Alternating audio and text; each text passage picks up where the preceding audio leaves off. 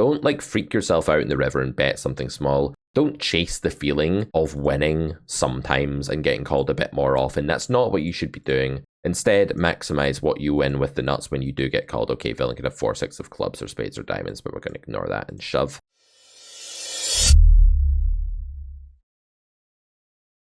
What's going on, guys? This is Pete, and we are about to jump in to a very, very tiny 8 AM 200 zoom pool on PokerStars. There are hardly any players in this pool. It's all just like tough regs. I think there might be like one weaker player, but I don't even know about that.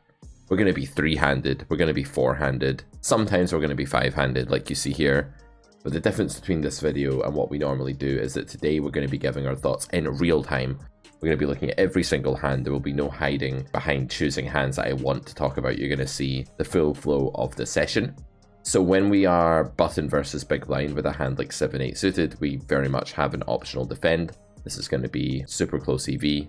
We're going to roll in some call. We're going to roll in some fold. And I think my call frequency here is going to be rather low, actually, if any. And the reason for this is that when you have this hand against big blind, you're actually going to be way more dominated by some of their bluffs than you would be against small blind. So small blind is going to have a higher frequency as a 3-better of unpaired stuff that you're doing quite well against. You're like 42% against stuff like this, high 30s, that kind of equity, whereas the big blind player is going to have some hands that actually dominate that. So what we tend to see in our hand charts when we have a suited connector like that against the big blind is that the hand is not winning as a call against 12 bigs. That's actually the exact sizing that I have in my sim. It's actually just pure break even. Let me show you what the defense range looks like for that spot. I'll be doing a little bit of sitting in, sitting out, grabbing things for you guys during this session, so that should be fun.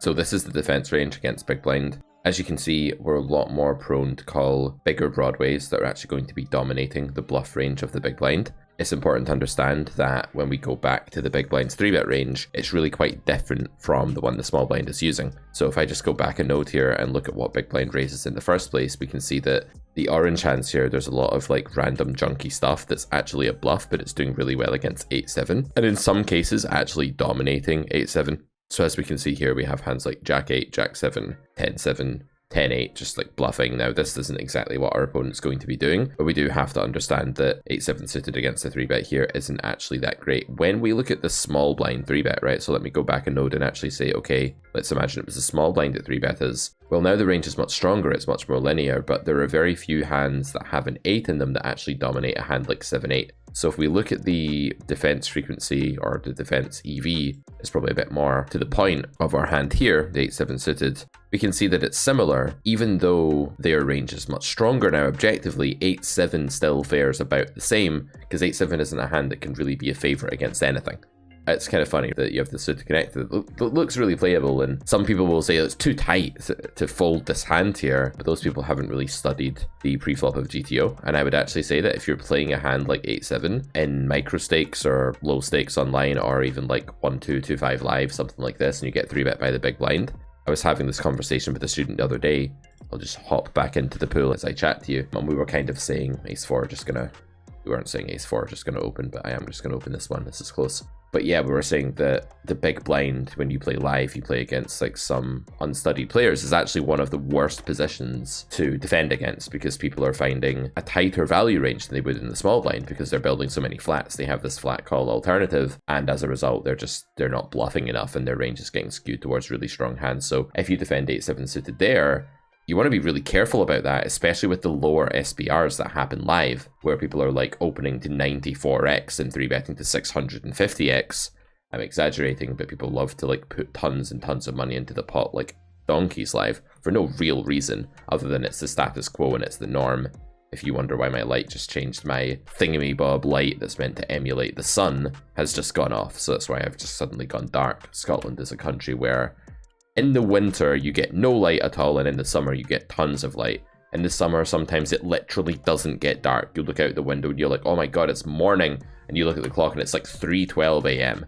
In the winter, you're like, it's still nighttime and it's like 8 o'clock. So yeah, this is Scotland. This is Scottish life, and because we live in this hostile climate, we have to buy things like weird solar emulating light things to keep us sane. Actually, my mother got me this.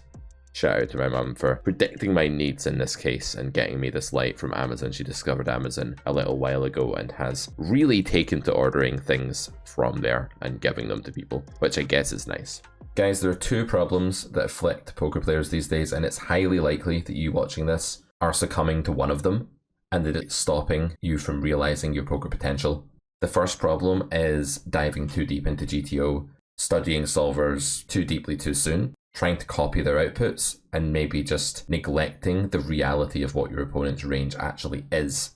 So many people have lost the ability to hand read these days. That's a huge problem. On the other hand, you have this problem of not enough detail. Coaches, training sites, coaching for profit schemes giving you literally what they call a playbook, a list of commandments. What people who do that are really motivated to do most is to just get you winning quickly by training you almost like an animal, like a chimpanzee or a parrot. And that doesn't make you a poker player. So Cash Injection is a course that's 10 episodes long that shows you some really killer exploits that are going to work everywhere, micro stakes, low stakes, live. Sometimes people are like, Pete, where does your course work? What stake does it stop working at? And it doesn't really work like that. It just works against most humans. This is mass data driven. We've taken a bunch of information from millions of hands. We've looked at patterns. And I've also coupled that with my own just experience in the game and cognitive understanding as to how people play. I'm going to show you a clip now from Cash Injection. I hope you like it. I hope it whets your appetite. But I do want to let you know that I'm ashamed of this clip. I'm actually not proud of it at all. And that's because my beard in this clip is absolutely atrocious. I don't know what I was thinking. Please forgive me. What has happened to the EV of that choice? Let's locate our hand. Let's turn on the EV view and we can see that it is now plus 7.77 chips. This is on its way to being a whole big blind, about 3 or 4 tenths of a big blind better than before. This might not sound like a big deal, but over the long run, if you think about it, we express win rates in BB per 100. We're always measuring big blind swings per 100 hands. This is happening in one hand. I have no idea what I was thinking with that facial hair. Anyway, if you like the way this course sounds, it's carrotcorner.com to pick up Cash Injection today and learn some skills, tips and tricks that are going to help you crush the competition quickly, but with full knowledge of what you're doing and why you're doing it. That's the ethos of this course. Okay, so it's going to be no stone left unturned today, just every spot sort of talked about. I tend not to build a flattening range here against Cutoff specifically, so I'm just going to go ahead and 3-bet 10-9. I think this one is going to be a pure play. It's going to be a hand we always want to get involved with, but I think the EV is going to be really close between 3-betting and not 3-betting. Against 4-bet, this is a really interesting node because, like, I think again, it's really easy to overestimate how well our hand is doing on this node. It's actually going to be not doing as well as you would think. Some suited connectors that are actually lower than this are going to be doing better. That said, we're going to defend to the sizing. The sizing's normal. If they go much bigger, it might get like really close to indifferent, but we're going to call here and look to play a 4-bet pot in position to start us off. Be a bit rude if we folded. But I don't think the EV swing will be much here. We can check this in the solver in a minute. Villain goes ahead and bets quarter pot here. Clearly we have a pure defend. I don't think in position in the 4-bet pot on a paired board, I really want to do any raising, and I think if I raise this hand, I invite a ton of jam and I just allow my opponent to rejam over me and perform really well. So I think a really easy call here, and this is a great board for my range, great run out. Definitely going to be bluffing this at some point. We're a bit deeper here, it's worth noting, and I think on the turn here when check 2, we're going to be playing a mix of bet and check. When villain shoves, there's obviously nothing we can do with 10 high. This is a bit of a weird play, although it's okay on these low coordinated textures where a lot of our range is things like 7s and 9s and 8-7 and stuff that villain just wants to deny some equity to. Not 8-7, sorry, that's trips, but you get the point, like some of these low pocket pairs, etc. Unfortunately, gutter is not going to be able to do anything, just making sure I don't have a straight before I fold. That's always a good protocol for a spot like that. Make sure you're not folding the nuts before you fold.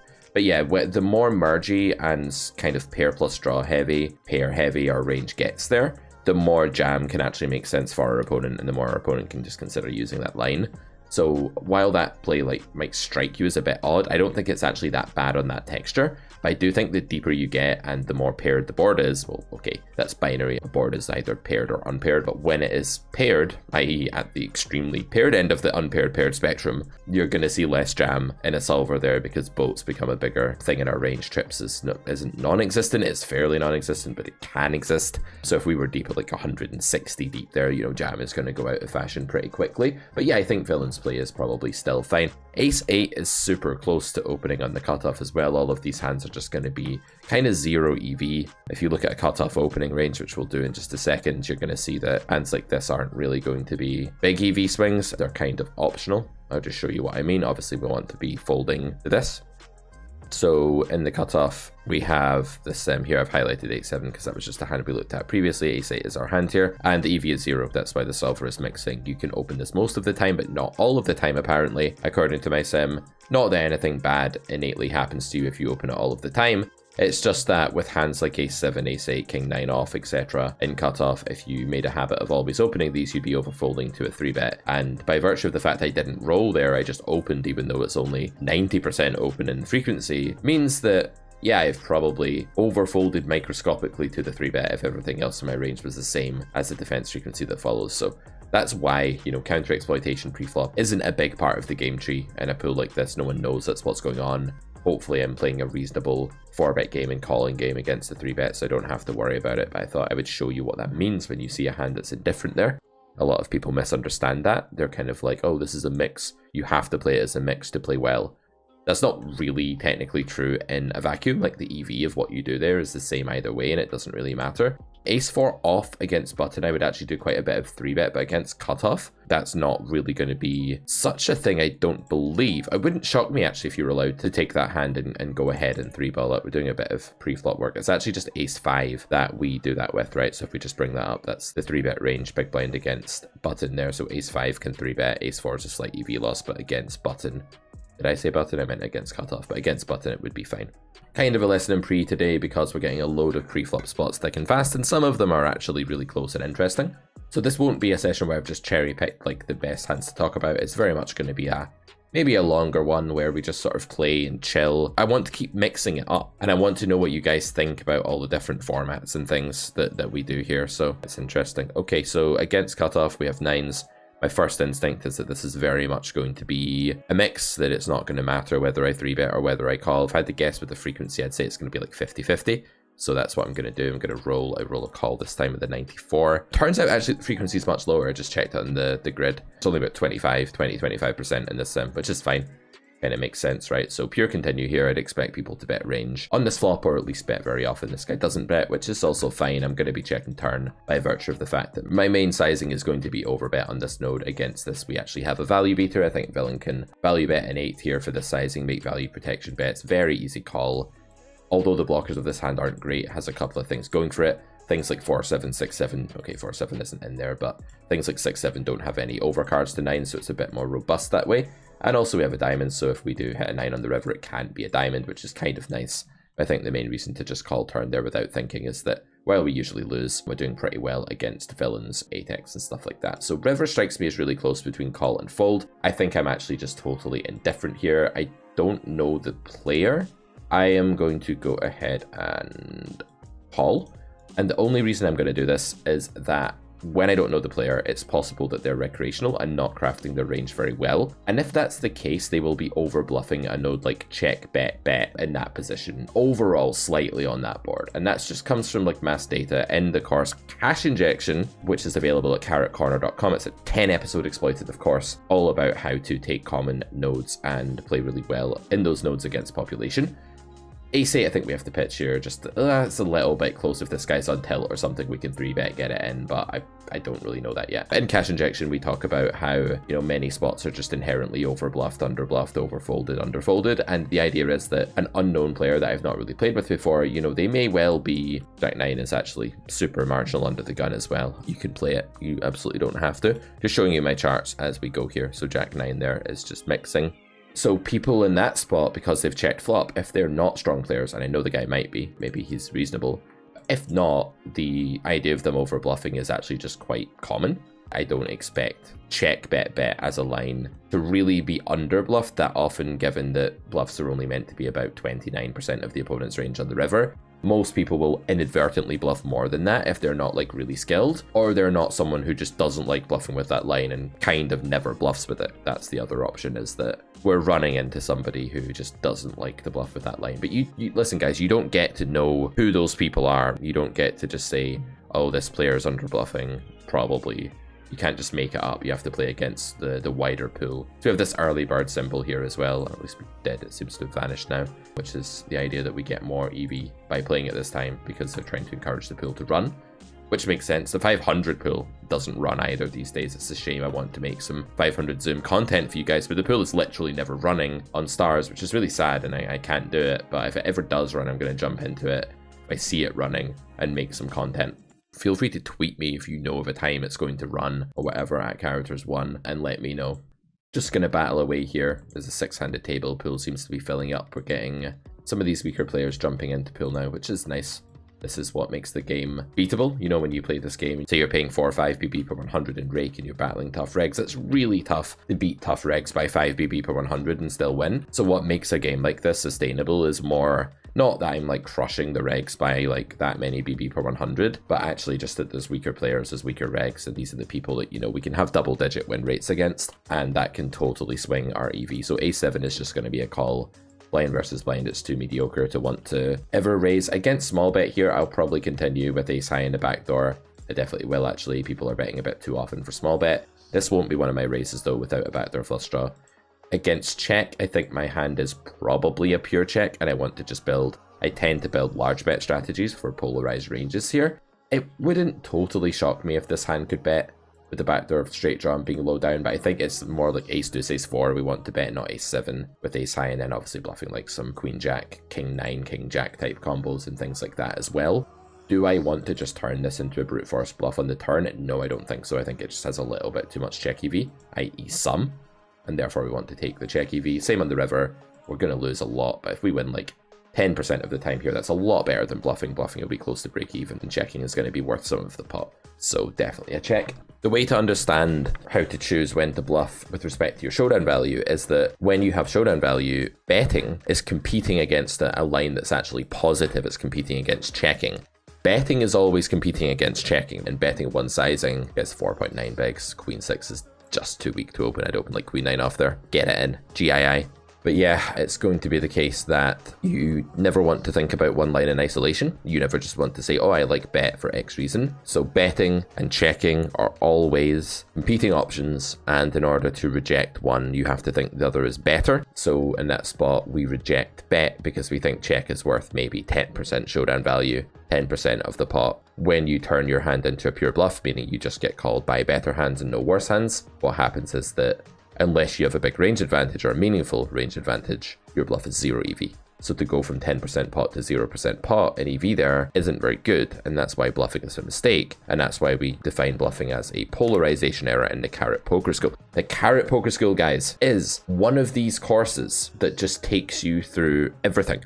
The Carrot Poker School is actually 3 courses, grade 1, grade 2, grade 3. It will take you from very little to no theoretical grounding to an insanely comprehensively built theoretical grounding. It's a long slog of a course. You've got to put the work in, but that's the idea. It's available on carrotcorner.com. You can pick it up and save £500 UK pounds by picking up the full scholarship and getting all of the grades at once. A lot of people have transformed the way they think about the game, become real poker players by taking the Carrot Poker School in full. It even has little exams that you can do, little homework tasks at the end of lectures and exams at the end of courses to allow you to test your skills, and there are feedback videos showing you how well you've done, and you can actually give yourself a score on the exams as well. So it's very, very academically constructed, and I made that because effectively I just feel that poker tuition has been not very rigorous for a long time. It's been like many training sites jumping about with their content. I think 8-7 enough, you're just going to pure call here.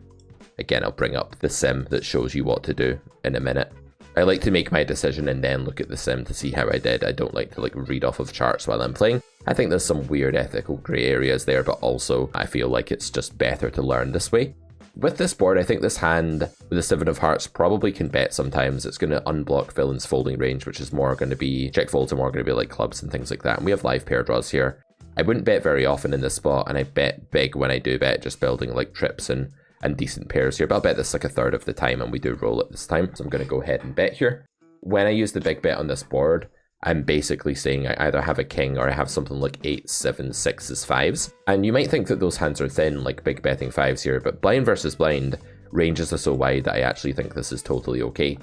Queen of Spades turn, I think that there are some limitations to what we actually get to bluff on this node. Villain is quite spade heavy. They have other things too, but they have plenty of spades when they call here. So we are going to check. Nice little river bailing us out against things like sixes, deuce, X, stuff of that nature, meaning that we do have some showdown value now. Villain overbets the river, which is obviously something they can do with the very top of their range, like flushes and things like that. If I raised here, I'd be saying I have exactly pocket eights, and even that seems, no, it seems like a raise, but yeah, maybe 8-7 is one of the hands I'm sometimes meant to jam or something. I'm not going to mess with it. I think when people overbet there, they understand that my range has almost no value combos in it, and they may get a bit suspicious and just call their value region there. So I don't really fancy taking a bluff in that spot, even if that is the hand that's meant to do it theoretically. What we have to understand is that trying to be the solver is not our MO.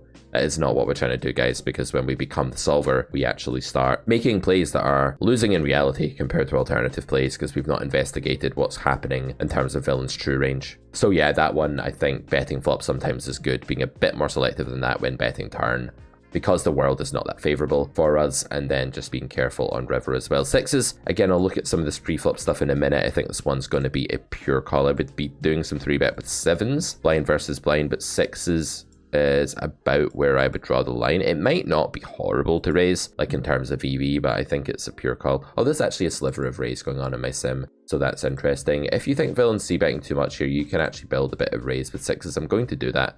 I'm going to mix call and raise on this flop here. We don't do a ton of raise with these hands in position in general, but more exploitatively, if we think people are c-betting too frequently on a board where they shouldn't be, then we can consider it. Sizing wise, I go for b75 in this spot. I keep it nice and simple, therefore I don't bet sixes here ever. And I don't think villain will bluff with a 6 on this node very often, so this is quite a good bluff catcher, and I would definitely consider calling there if they check. The main reason being that the 6 of diamonds is a hand that should bet the turn a lot of the time when it's bluffing, not check the turn and then bet the river. So, and the same can be said for like the straight draws that contain a 6. They're very likely turn barrels, not bet check bets. So when we think about the aggression we're actually facing on that node, if it's a bet check bet, then we may actually have a hand with really good blockers for that. So if we look at the sim here, I just want to show you that 6s, 5s, little slivers of raise there that you can throw in, but usually just calling. I actually thought 5s and 6s were ones that we didn't raise, so you can see that my pre-flop is a little bit inaccurate frequency-wise in some places, but that's always going to be the case, and that doesn't mean you're like actually losing EV per se. So I'm going to go third pot with, let me just pull up the hand here. So in this spot, we've opened hijack, 5-handed here, being called by big blind. We're going to go ahead and bet range of third pot. Could have not even like paying any attention to what my hand is yet. Turn will definitely be a mix of bet and check. I wonder what the frequency is here with the 4 of diamonds. I'm not really sure with this kicker. I think it's probably something like 40-60. That's what I'm going to do. I roll a bet this time, so I'm going to go ahead and bet it. So villain's bluffs on this turn are going to be things like 4-3, 4-2 suited, 7-8 if they raise, things of this nature. So the 4 of diamonds is probably not one of the better a6 to start bluff catching down with. I think we'd have to bet call turn, but it may be one we fold to river over bets and stuff like that on a non-board changing river, a river that doesn't change the board just because we're going to block some bluffs there.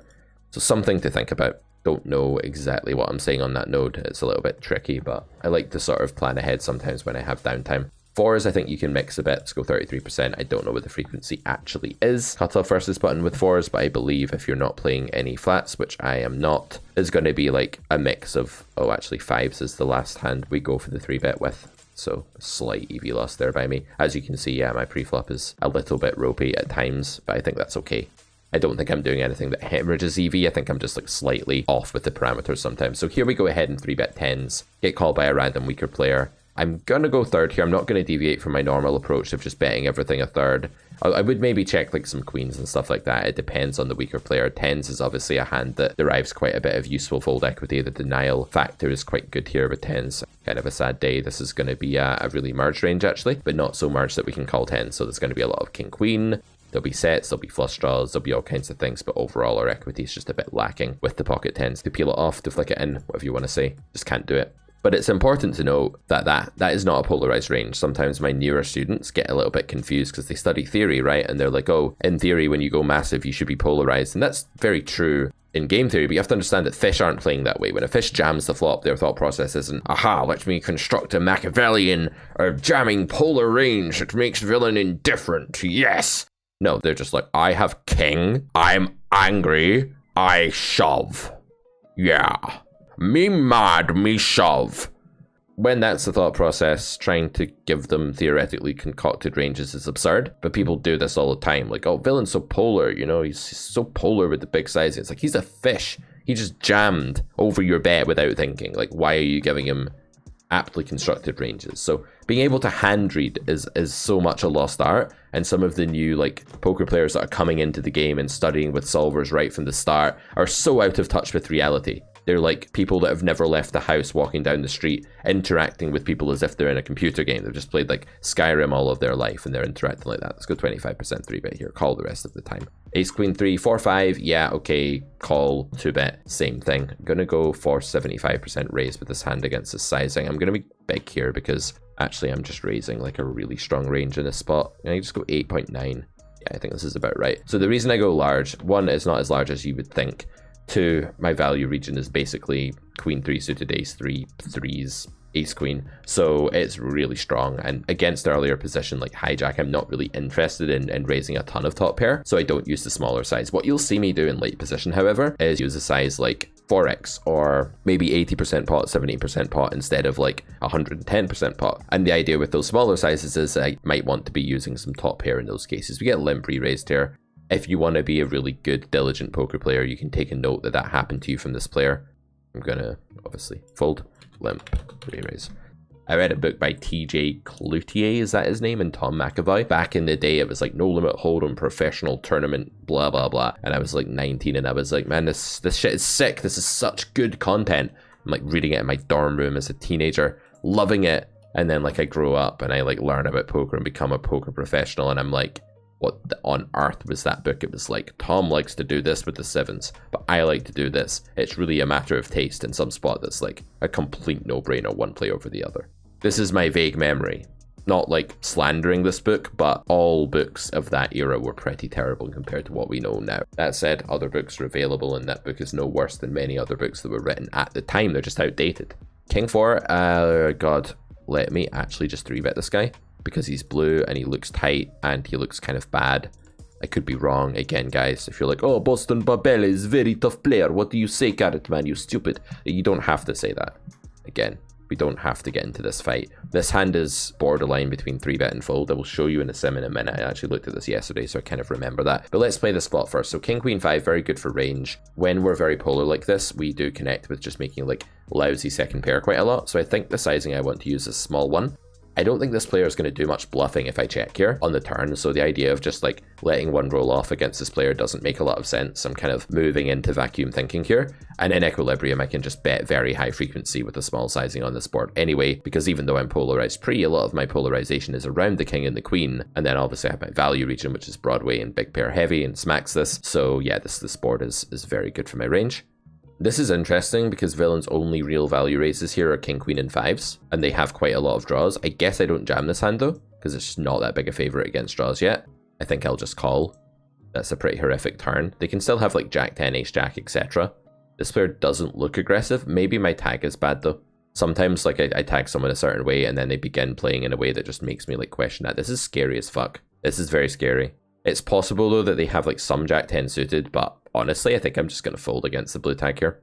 This turn card is pretty bad. We were already losing to some value. Yeah, they can have ace jack of hearts. They can have jack 10 of hearts, and my hand is super indifferent in theory, but hands without a diamond are really getting demoted now. And that small sizing is quite scary from a blue tag. I just feel like it's not intuitive to do that with a bluff there, if they've raised enough low equity bluffs on the flop, which I kind of doubt as well. And then I have the whole problem of just like, if I'm wrong about villain being passive and I call the turn and they have bluffed, they're probably going to follow through in the river a lot as well. So it's like, do I want to call down? Do I want to fold now? Do I want to call and fold river? Call and fold river with no redraw at all there. Against that, I don't know if I want to call it a read, but like the tag I have there, I might retag him reg actually just for now because I'm not confident enough. But yeah, their VPIP PFR looked a little bit on the tight side. But yeah, king 4 is going to be 3-bettable, but the post-flop point there is just that I don't think I can profitably survive even against third pot on that turn by continuing, because I think the small blind flattening range just doesn't have tons of combos of like gutter that want to raise me on the flop, although there will be some, and I need villain to be kind of over bluffing to make the turn call winning. Otherwise it's going to be like break even in theory and losing against a lot of people that just don't have enough gutter on flop and don't use third pot as a bluff on turn, which I think is quite a lot of people, but it's a good sizing on that. At that SPR with that hand, of course, right, from villains. So for all we know, they're playing quite well there.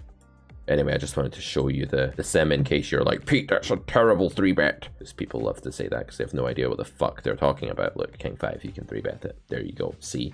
Kings, I'm going to go ahead and alternate between a big bet and a check here. I rolled a 4 out of 100, very, very aggressive number. So usually going for probably about 50-50, maybe 60-40. Got to check the turn out. Well, actually, no, we can just range bet this turn really small. Going to go third pot with everything, or am I going to check? I don't think I'm going to play much check here at all. I think I'm just going to 1/3 this. Kind of makes sense to me.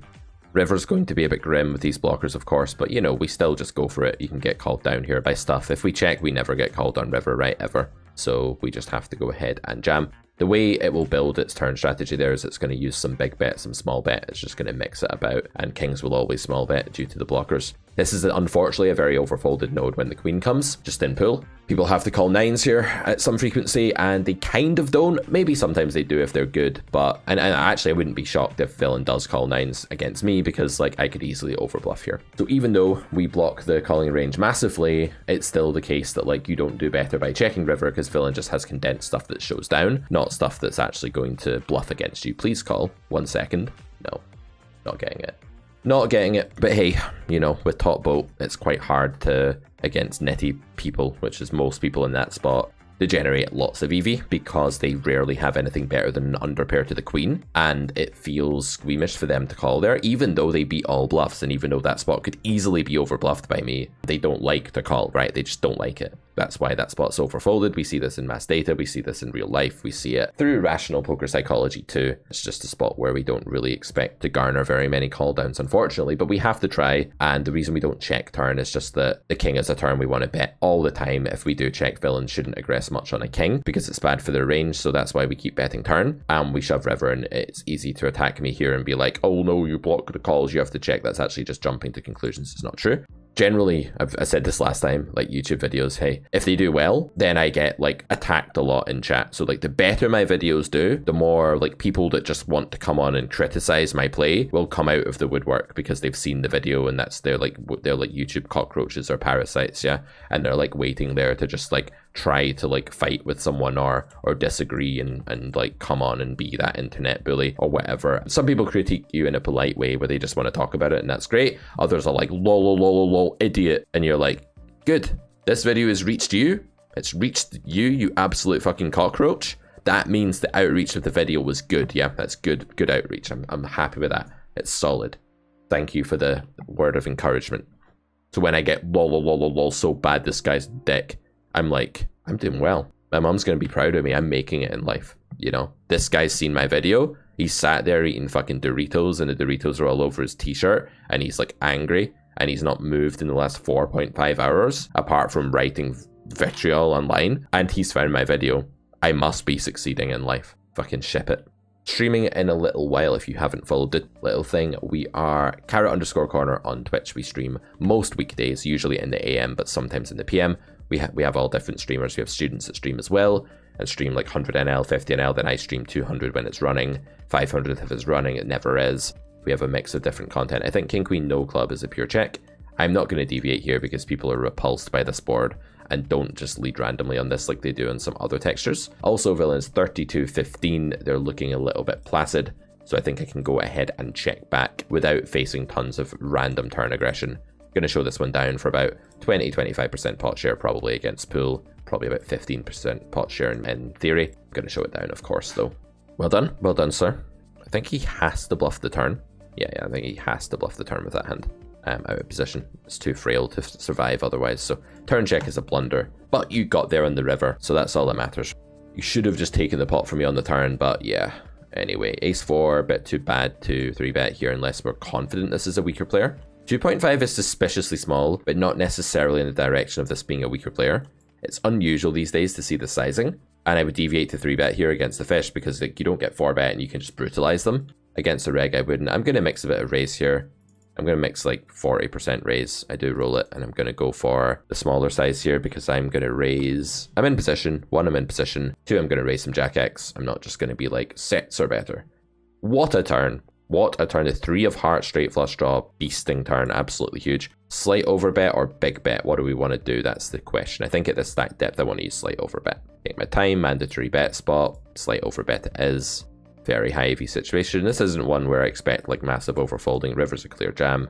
Don't like freak yourself out in the river and bet something small. Don't chase the feeling of winning sometimes and getting called a bit more often. That's not what you should be doing. Instead, maximize what you win with the nuts when you do get called. Okay, villain could have 4-6 of clubs or spades or diamonds, but we're going to ignore that and shove. No snap call is kind of good, but now we want the fairly quick call here. This is the sizing, guys. It doesn't need to get called very often to be extremely, extremely good. The tank is kind of good, like most folds, not all folds, but many folds happen before this point. So we can be quite optimistic here when we get like this tank, but now the longer this goes on, the less optimistic we can be. We want to get called in the next like 4 seconds. Otherwise, it's highly likely it's folded. Oh well, what can you do? All in with the nuts on the river in position when your opponent is very condensed is absolutely the play. There are many auto calls there like King Jack, etc. And there are many hands that are going to be just suspicious enough to want to peel sometimes as well. So don't be shy there, guys, with your sizing. We're not getting paid off today, but that's the way it goes sometimes. Can't always get paid off. Also got stacked queens versus kings all in pre-small blind cutoff before this while I was setting up the video. So we're down for the session, but that doesn't matter. Who the fuck cares? Like, it's so easy to get lost down this rabbit hole of like, am I up or am I down? Like, what's my stack right now? How much have I bought in for? If you're like calculating this stuff while you're playing, that's actually really problematic. We're going to play one more orbit. We've been recording this for 40 minutes. Edited, it'll probably be like 35 or something. 10-7, we can't defend against small blind, unfortunately. The only hand I'm doubting my play in is that King 5 off hand on the turn, but I think the fold is actually okay. I think it's fine. But the reason I did one table today was because it's short-handed and it's much faster. And I was also going to pull up some preflop stuff in simple preflop and show you it. So I hope you've enjoyed this format, and kind of it's like hanging out with me and bantering. It's a bit closer to a stream than a video maybe. I hope you've liked it, and let me know what you think in the comments. Really important for me to know what formats you like, what you don't like, so I can keep producing the right kind of content for you guys. If you like the way I teach the game and talk about the game, then don't forget to check out carrotcorner.com for our paid content. Paid content is obviously much more professional, polished, comprehensive, in-depth, and it tells you lots of stuff that I don't necessarily always or often talk about or ever talk about in free content like this video. Cash Injection is the cheaper course that's exploitative, and then we have the Carrot Poker School, which is the more comprehensive, theoretical, absolute mammoth course on no limit hold'em cash game theory, applicable for anybody, live, online. It doesn't matter. We're talking about the raw physics of the game, the nuts and bolts. So check all of that out at carrotcorner.com, and I will see you back here for more free content on YouTube and Twitch very soon. This has been Pete Clark. Have fun, guys. Bye for now.